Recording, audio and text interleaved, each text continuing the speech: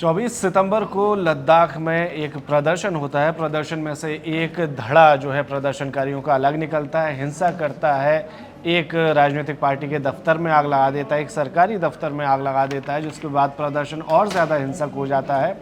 जिसमें 4 लोगों की जान चली जाती है और 89 लोग घायल हो जाते हैं। इसके बाद एक नाम सामने आता है सोनम वांगचुक का, जो पूरे भारत में छा जाता है। सब लोग उनके बारे में जानना चाहते हैं, कौन है, क्या करते हैं, और लगभग ज़्यादातर दर्शकों को पता भी होगा कि सोनम वांगचुक एक सोशल एक्टिविस्ट है जो प्रदर्शन कर रहे थे लद्दाख को पूर्ण राज्य का दर्जा देने की मांग को लेकर। साथ ही उनकी ये भी मांग थी कि इसे संविधान की 6ठी अनुसूची में शामिल किया जाए। जब ये प्रदर्शन हुए तो सोनम वांगचुक का जो नाम था वो कहीं ना कहीं एक जांच एजेंसियों के रडार पर आ गया, खास करके उनकी पाकिस्तान यात्रा को लेकर, खास करके उन्हें जो चंदे विदेशी फंडिंग के जरिए मिल रहे थे उनको लेकर। उसके बाद जांच एजेंसियों ने जो भी अपना निष्कर्ष निकाला हो, लेकिन फिलहाल खबर यह है कि सोनम वांगचुक को गिरफ्तार कर लिया गया है और गिरफ्तार किया गया है राष्ट्रीय सुरक्षा कानून यानी कि नेशनल सिक्योरिटी एक्ट के तहत। सर, कैसे देखते हैं आप इसको कि एक तरह से एक्टिविस्ट को अरेस्ट कर लेना? देखिए, जिस तरह से हिंसा हुई, सरकार को कुछ ना कुछ तो करना ही था और उन्होंने इसका रास्ता ये निकाला कि ये जो आंदोलन है इसको कवर किया जाए, दबाया जाए, क्योंकि कई ऐसी मांग थी जिनको लेकर के वहाँ पर काफ़ी बड़ा वर्ग, सिर्फ सोनम वांगचुक ही नहीं और भी कई छात्र और भी लोग थे। हालांकि आरोप अब जो लगाए जा रहे हैं वो अलग है, उसकी पृष्ठभूमि सरकार की, फिर भी आंदोलन का एक चेहरा होता है और यहाँ पर बस चेहरा था सोनम वांगचुक और थे। सोनम वांगचुक जो थे वो एक बड़ा चेहरा थे। उनके नाम पर दुनिया से उनके लिए सहानुभूति थी, सिर्फ भारत में ही नहीं दुनिया से ही सहानुभूति थी और मुख्य चेहरा बन के आए, तो जाहिर सी बात है उसको उस पर ही टारगेट करना था। और वो इसमें यह भी कहा जा रहा है कि 10 सितंबर से ही इसकी तैयारी शुरू हो गई थी, जब से उन्होंने धीरे धीरे ये घोषणा की थी कि हड़ताल करेंगे, भूख हड़ताल करेंगे, और इस पे होना शुरू हो गया था। तो वहीं से उनके खातों की जांच FCRA लाइसेंस की तरफ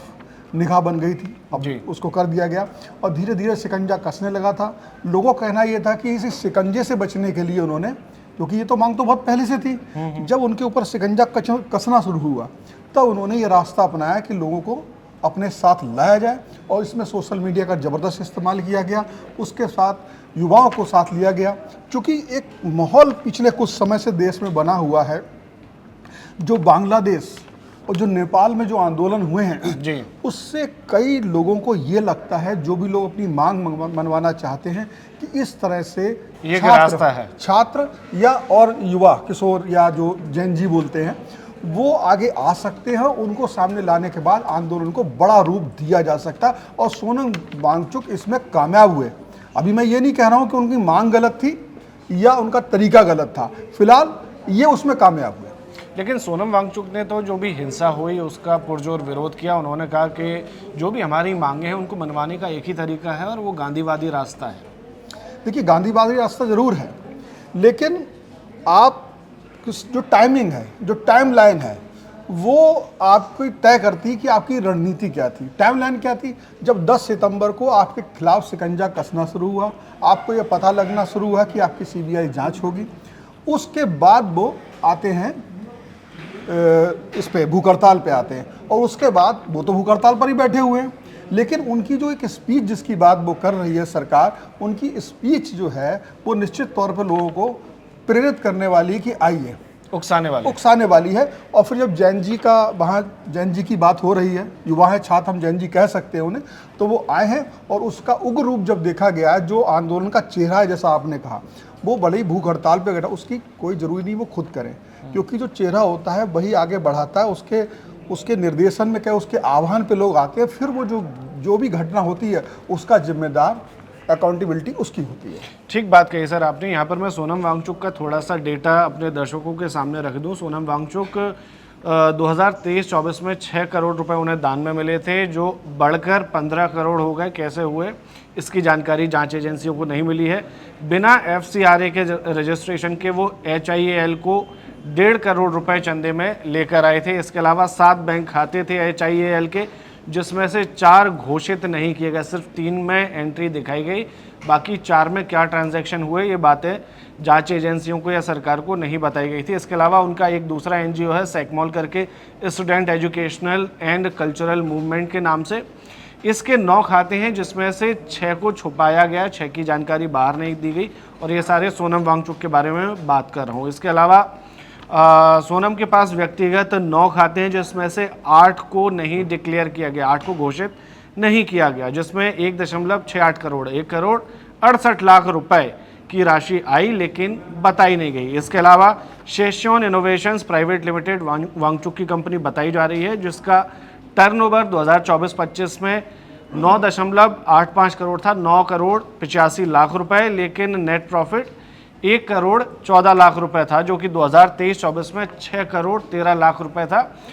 जो कि इससे ठीक बाद वाले साल 2024-25 में 5 करोड़ के आसपास घट गया था। ये कैसे घटा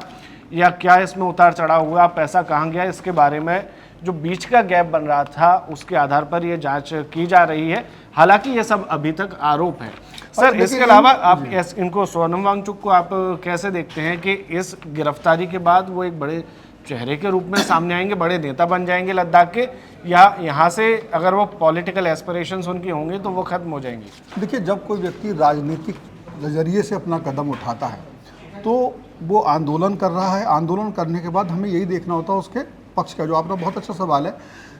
जो अभी मुझे लग रहा है सरकार का ये कदम भले ही उस आंदोलन को इस समय रोकने का हो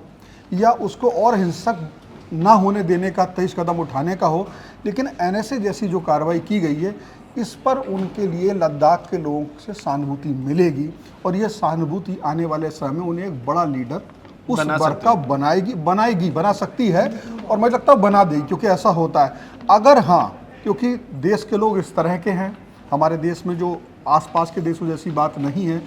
उन्हें अगर ऐसे सबूत नज़र आते हैं जो आपने इसमें बताए हैं और जिसको लेकर के सरकार ने शिकंजा कसा है, अगर उनकी समझ में ये आ जाता है कि सोनम वांगचुक अपनी उस बड़ी जो उनकी तस्वीर थी, जिसकी वजह से उन्हें पूरा देश उनकी इज्जत करता था, जिसकी वजह से लोगों में ये था कि एक बहुत बड़े ये एक्टिविस्ट हैं, पर्यावरणविद हैं, और एक बहुत ही अच्छे सुलझे हुए इंसान है, शिक्षा को बढ़ावा देने वाले हैं और लद्दाख के बारे में सोचते हैं। लेकिन कभी कभी क्या होता है, बहुत अच्छा इंसान भी कभी कभी किसी, अगर ऐसा लगता है कि वो गलत हाथों में फंस गए हैं, गलत संगत में, गलत जगह फंस गए हैं और उन्हें अपनी महत्वाकांक्षा बढ़ा ली, महत्वाकांक्षा की बात भी आ रही है, कभी कभी इतनी महत्वाकांक्षा हो जाती है कि मैं ही इसका मुखिया हो जाऊं। उस मुखिया बनने के लालच में अगर उन्होंने गलत तरीके से फंडिंग की है तो ये उनके लिए बैकफायर भी कर सकता है, क्योंकि लद्दाख के लोग समझदार भी बहुत हैं, पढ़े लिखे भी हैं, और एक वही नहीं है और भी है, चेहरा वो हो सकते हैं। तो ये स्टूडेंट जो होते हैं जोश में तो आ सकते हैं, लेकिन अगर इन्हें पता लगता है कि ये नहीं, और अगर ये चीज़ें सरकार की, ये जो इल्ज़ाम है ये सिर्फ उन्हें फंसाने के लिए, तो जांच होगी दोनों तरफ से, एजेंसियों के इल्ज़ाम, ये एजेंसियों के इल्ज़ाम है। सोनम वांगचुक भी अपनी बात रखेंगे, अगर ये चीज़ दबाव के लिए करी गई होगी ये भी बात खुल के सामने आएगी। लेकिन अभी तक जो आप कह सकते हैं तुरंत में, फौरी तौर पे, जब किसी ऐसे लीडर को जो इतने दिन से भूख हड़ताल पे बैठा हो, उसकी वजह से इतने लोग सड़क पे उतर आए हों, ये अलग बात है कि उस पर इल्ज़ाम लग रहा हो कि उसने इनको भड़काया है, तो उसका चेहरा अब एक बड़े लीडर के रूप में आ जाता है और उस सहानुभूति में उसको मिलती है, क्योंकि अब जेल में है, जितना जेल में रहेगा सहानुभूति उसे मिलेगी अगर उसके खिलाफ कोई बड़ी चीज़ सामने नहीं आती, साबित नहीं हो पाती। इसके अलावा सोनम वांगचुक की एक जो छवि रही है, वो उन्होंने लद्दाख से लेकर दिल्ली तक पैदल मार्च भी किया है, पहले भी वो एक सोशल एक्टिविस्ट के तौर पर अपनी पहचान को साबित कर पाए हैं, लेकिन अचानक से उनको एक होता है कि करप्शन के चार्जेस में आप गिरफ्तार हुए, एक हुए हैं कि आप बलवा फैलाने के चार्जेस में आप गिरफ्तार हुए हैं, एक होता है कि आप किसी भीड़ इकट्ठा मामूली उपद्रव के इल्ज़ाम में आप गिरफ्तार हुए हैं। लेकिन यहाँ ये चीज़ इसको बड़ा बना देती है कि उनके ऊपर जो चार्ज लगा है वो राष्ट्रीय सुरक्षा कानून के उल्लंघन का है। देखिए, वहाँ पे जिस तरह का माहौल है, एक बॉर्डर का क्षेत्र है और ऐसा क्षेत्र है जहाँ हमारे लिए पड़ोसी देशों से बहुत संवेदनशील है। मैं उसको आगे नहीं, कारगिल से आप पूरी बात समझते हो, और लद्दाख के लोगों ने ही कारगिल युद्ध में सेना का जिस तरह सहयोग दिया वो उनके बगैर संभव नहीं था। बिल्कुल, वहाँ पे किसी भी तरह का अनरेस्ट इस तरह का सरकार के लिए ज़्यादा परेशान करने वाला होता है। उनकी जो मांगे थी वो, हालांकि गलती इसमें भी, कोई आदमी 15 दिन से बैठा है, सरकार को बातचीत रखनी चाहिए थी, लेकिन वहाँ जब बात ये आ जाती है कि आपका कदम जब आप फंसने वाले, उसके बाद आप जो इस तरह की चीज़ों का लाभ, जो रचनात्मक कहना चाहिए, आंदोलनकारी गतिविधियाँ कर रहे हो, तो संदेह की घेरे में आते हो। ये सारी चीज़ें हैं, इसलिए कदम उठाया गया है ताकि जो माहौल है, आप वातावरण समझिए, क्योंकि जो पड़ोस के देशों का वातावरण है उसकी बात लगातार हर घटना में हो रही है। एक और चीज़ है कि 6 अक्टूबर को लद्दाख का जो डेलीगेशन है, लद्दाख का जो गुट है, उनसे सरकार बात करने वाली थी 6 अक्टूबर को, जिसके बाहर वांगचुक को पहले ही रख दिया गया था कि इन्हें हम उसमें शामिल नहीं करेंगे, इनसे कोई बातचीत नहीं होगी। तो क्या ऐसा संभव है कि वांगचुक उसमें अपनी इम्पोर्टेंस दिखाने के लिए या अपना दबदबा बरकरार रखने के लिए प्रदर्शन कर रहे हों और ताकि उनको भी जगह दी जाए? देखिए, उनके पास कई चीज़ों से वो बाहर हो रहे थे। नंबर एक, जब 10 सितंबर को उनके खिलाफ जांच शुरू हो गई तो वहाँ से भी वो कहीं ना कहीं दबाव महसूस कर रहे थे। सरकार ने, आप जैसा आप बता रहे हो, अगर बाहर रखने की बात की है तो ये भी एक होगा, क्योंकि वो फिलहाल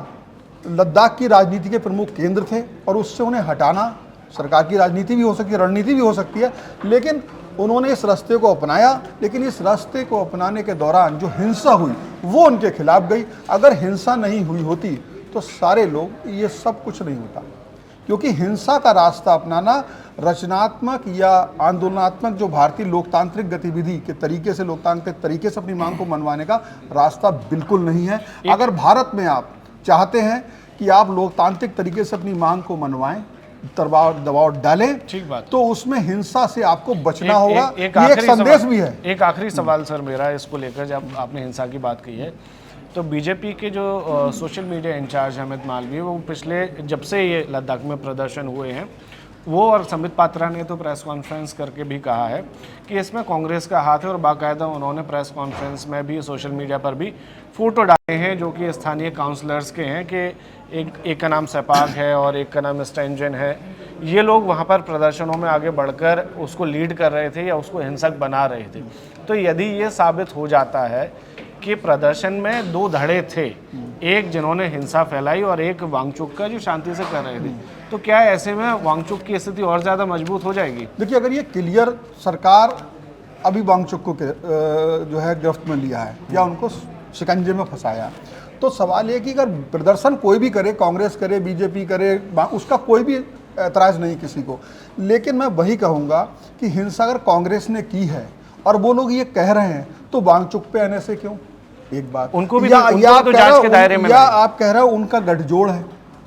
आप बता रहे हो ये ऐसे, तो कहीं ना कहीं कांग्रेस से जोड़ के देख रही है सरकार उन्हें। तो अब फिलहाल जो है, कांग्रेस ने की हो या कांग्रेस के वो नेता भी इसकी जद में आए, अभी तो जांच चलेगी, या ये उनकी जद में चलेगा, या ये उनकी जद में चलेगा, लेकिन ये सरकार का एक संदेश है। और ये मैं इसको यूँ मानता हूँ, मैं वैसे सारी चीज़ों को मानता हूँ कि 5 साल 7 साल सरकार ने जो दी, उन मांगों के बारे में कुछ क्लियर करना चाहिए कि आपको छठी सूची में लाना है, नहीं लाना है, जो भी उस प्रदेश के लोगों को बताना चाहिए। लेकिन उसके बावजूद भी हम इस बात से बहुत चिंतित हूँ कि जो लहर चलती है ना, जो पड़ोसी देश बर्बाद हो गए इस तरीके से। आप देखिए, वहां पर अभी तक चुनाव नहीं हो रहा, राजनीतिक हम जो भी करेंगे हिंदुस्तान में लोकतांत्रिक तरीके से करेंगे, लेकिन जब भी हिंसा होगी तो सरकार को कड़ा कदम उठाना चाहिए, संदेश दे देना चाहिए कि हिंदुस्तान में हिंसा का स्थान नहीं है। आपकी मांगों के लिए रचनात्मक तरीका है, वोट का तरीका है, चुनाव का तरीका, आप अपने लोगों को जिताइए, लगी वो सारी चीज़ें सही हैं। लेकिन मैं इसमें ये मानता हूँ कि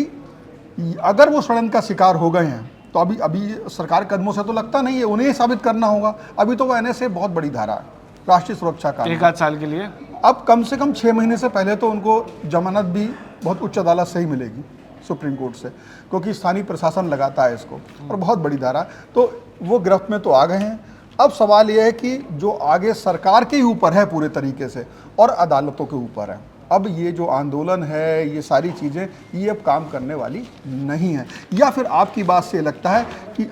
अब मैं अलग सोचूं कि वो अपना प्रदर्शन कर रहे थे दबाव डालने के लिए सरकार पे, लेकिन कांग्रेस ने अपना फ़ायदा उठा लिया, कोशिश की है, कोशिश कर ली, तो फिलहाल वांगचुक को गिरफ्त में ले लिया सरकार। ठीक है। तो इस बातचीत से 2 चीज़ें सामने निकल के आई हैं कि पहली, एक प्रदर्शन जब हो रहा था उसको शांतिपूर्ण रहने देना चाहिए था, और उसमें अगर हिंसा हो गई है तो फिर आगे की कार्रवाई भी सरकार का फ़र्ज़ बनता है, और ज़रूरत भी, क्योंकि हमारे आसपास हमने 2 बार ऐसे उदाहरण देखे हैं जब प्रदर्शनकारी सड़कों पर आए और दोनों देशों में राजनीतिक अस्थिरता है, बदहाली है।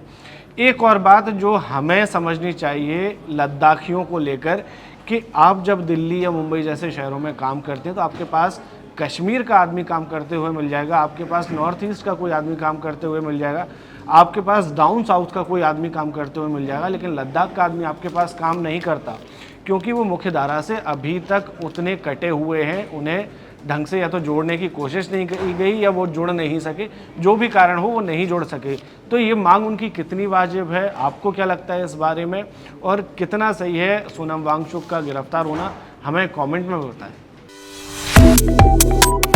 Subscribe to One India and never miss an update. Download the One India app now.